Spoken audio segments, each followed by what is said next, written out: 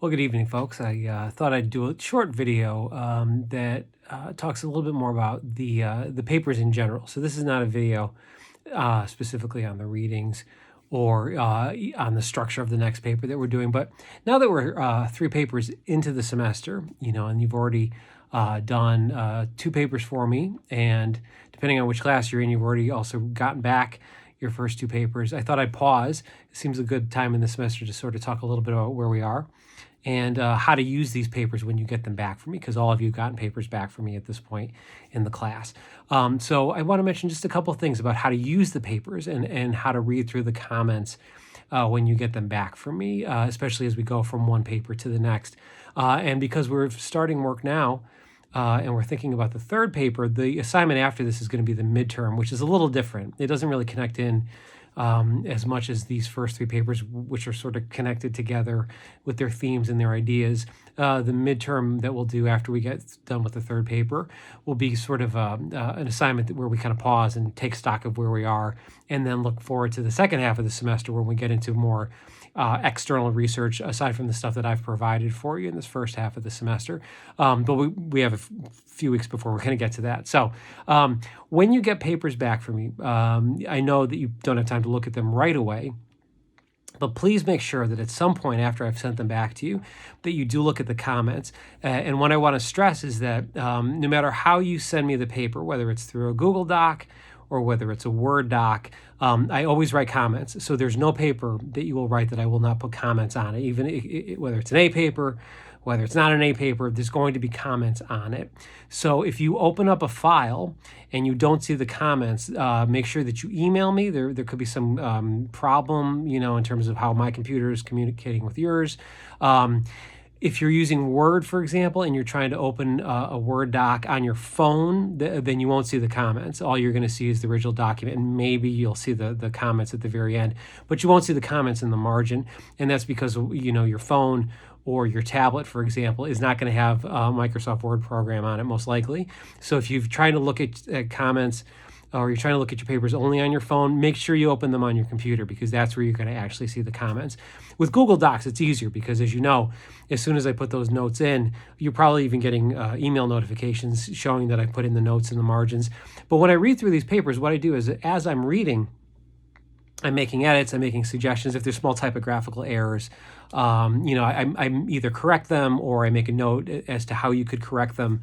And then, so those are always in the margins. And again, it doesn't matter what format you're using. If you're using Word, you're going to see the notes in the margin. I use Track Changes, which is part of Word that allows for that editing. And if you're using Google Docs, same thing. You're going to see the notes in the margin of the paper. And then I always do a little summary at the very end of the essay. So please, when you get those back, make sure you can see those comments on your computer when you open it up. If you have any problems, make sure that you email me. And I say this because last semester, I had, I think, one, maybe two students who at some point, maybe at the midterm or even later in the semester, said, "Oh, I don't see any comments on any of my papers." And we realized that what was happening is the student kept trying to read them on their phone. And again, you won't see comments on the phone because it doesn't have the Microsoft Word program. If you were looking at Google Docs, I've never actually looked at a Google Doc on my phone, so I don't know whether you can see comments or not. But at any rate, the point of this first part of my little discussion here is that I always write comments. It doesn't matter which paper it is. It doesn't matter what grade you got on it. I'm always writing comments, and maybe little corrections, sometimes more, sometimes less, depending on the paper itself. So please make sure that you look at the comments at some point after I send them back to you, and also make sure you let me know if you have any questions. That leads me to my second point, which is that every one of the papers that we do builds on the one before it. Now, it either builds on it in terms of the skills that I'm asking you to think about. So what I'm doing as I'm writing those comments is I'm trying to think about ways to help you sharpen your writing, to make it more focused, to be attentive to maybe common issues that you have. Those could be spelling issues, not likely in this class, in a 102 class, but there might be some grammar issues that are still coming up. Maybe you have a lot of sentence fragments in certain parts of your paper, or run-on sentences.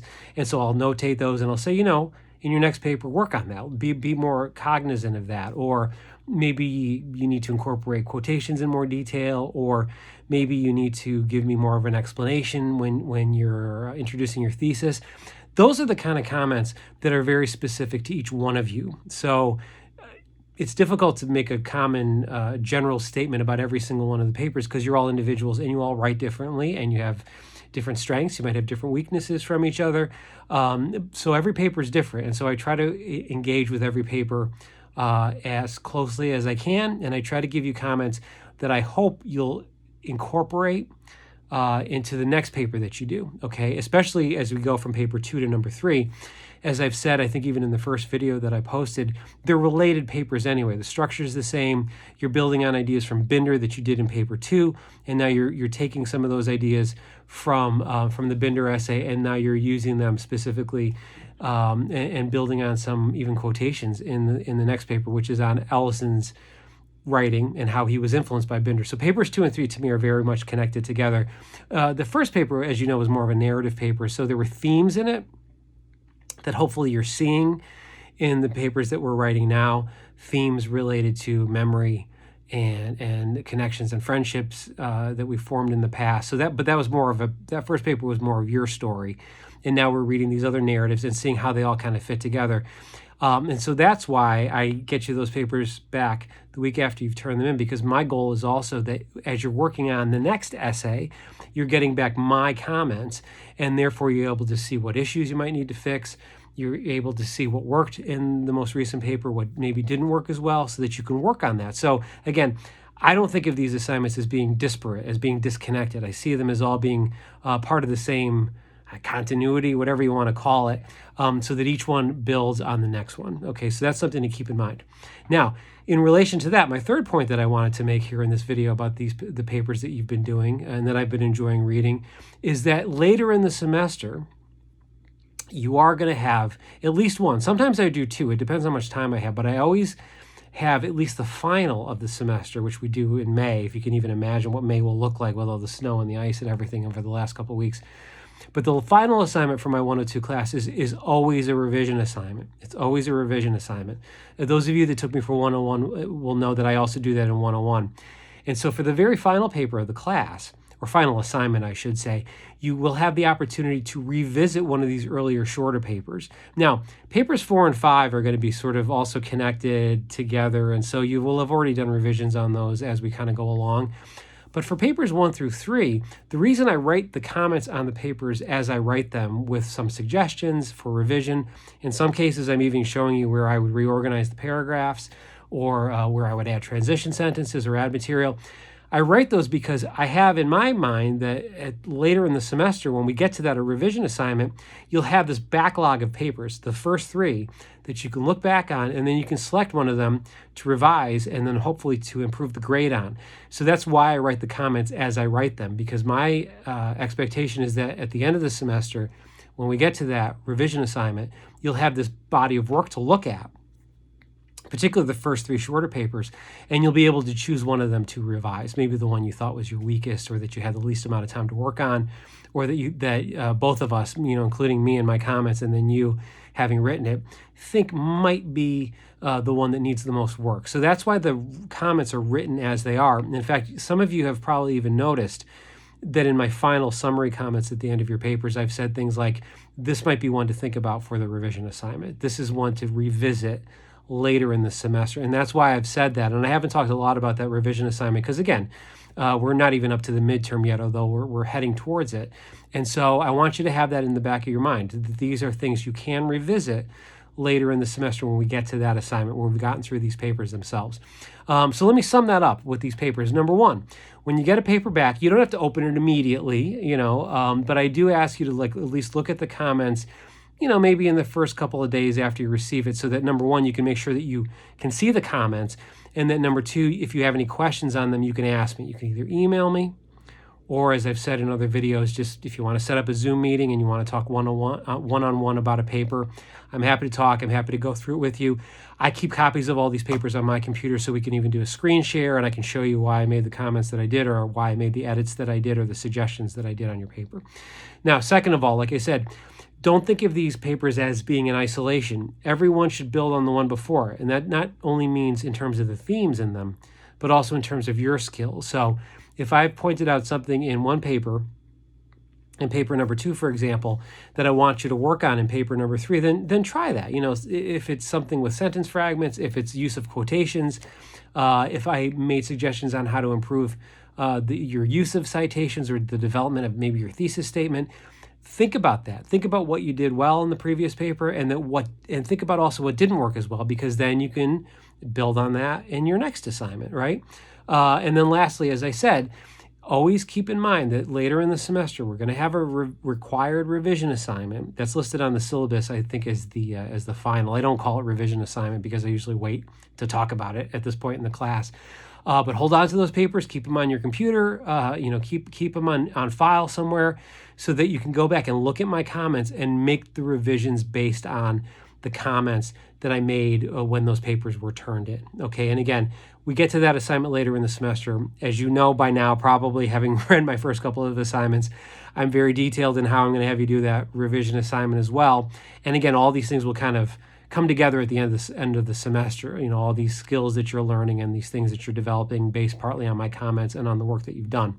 One other thing I want to mention, because a lot of you have had good questions on this in regards to paper number 3, and some of you had asked me about this in number 2 as well.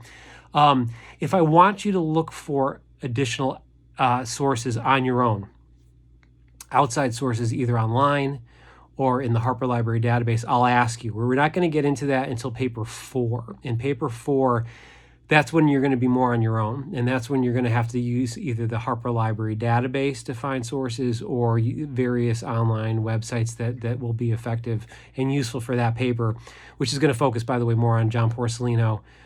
John Porcellino's Perfect Example and Solonen by Inio Asano. So we're going to get to those books, as I mentioned, after the midterm.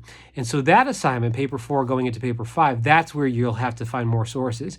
When I talk about outside sources or secondary sources, in these early papers, what I mean by that would be like the Binder essay, the John Campbell letter for paper number 2, the Harlan Ellison interview for paper number 3. So for this first half of the class, I'm providing you with those outside sources, so you don't have to look up ones on your own. And in fact, I think I've probably mentioned this before, but I'll mention it again. I'd prefer that you not be looking up other material on these writers at this point, because you don't need it for these papers. You have the material that you need in the folders on Blackboard.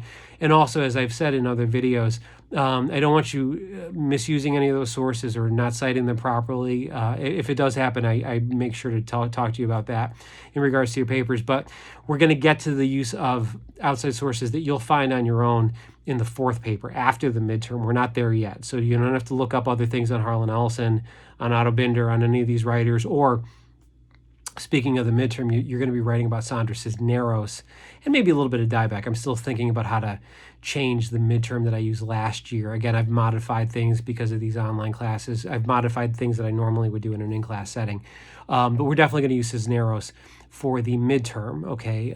So she's going to be somebody that we're going to focus on for that assignment to kind of move away from some of the sci-fi fantasy stuff that we did here in these darker, earlier months of the semester. So anyway, that's just some general ideas on the papers. You know, again, as we get into this 3rd essay and as I'm grading and thinking about these essays, these are just some things that have come up as I've been working on your essay so far this semester. Okay, so again, if you have any questions, as always, send me an email. I'll be happy to answer that, and I will see you in the next video. See you then. Bye.